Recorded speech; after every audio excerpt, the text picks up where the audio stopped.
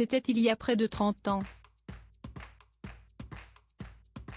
Le 2 août 1992, Michel Berger succombait à une crise cardiaque à la suite d'une partie de tennis, à l'âge de 44 ans.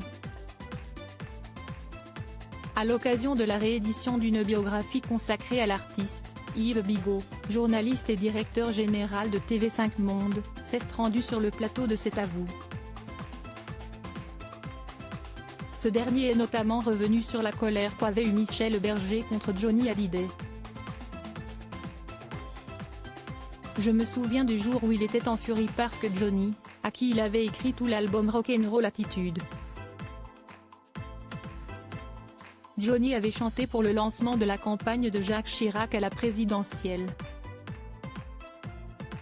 À Vincennes, il avait chanté « On a tous quelque chose en nous » de Jacques Chirac, a-t-il raconté. Face à Anne-Elisabeth Lemoine et ses chroniqueurs, Yves Bigot s'est rappelé « Michel, en furie, m'appelle, je viens. Où es-tu ? Je viens, je veux parler sur Europe 1 tout de suite et je veux que tu fasses un papier dans Libé demain pour dire que bien évidemment je ne suis pas d'accord. Tennessee Williams, un auteur homosexuel, ça n'a rien à voir avec Jacques Chirac. » Il était en furie. Le sourire aux lèvres, le journaliste a ajouté « Il m'avait obligé de sortir mon agra tout de suite pour enregistrer pour que dans le journal suivant ça passe immédiatement. » Johnny Hallyday appréciait énormément Michel Berger au cours d'une interview donnée en avril 2017. Johnny Hallyday avait évoqué avec émotion la disparition du mari de France Gall. « J'étais à Saint-Tropez quand il a eu son malaise et qu'il est décédé.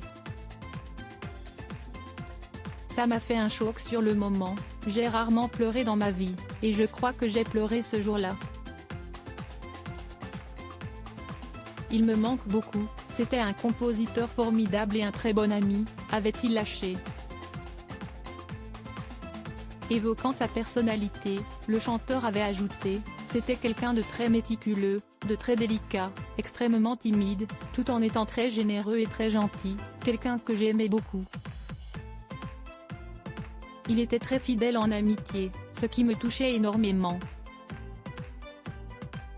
Une fois que l'album était fini, on aurait pu ne plus se voir. Et non, il m'appelait tous les jours. Loading Widget.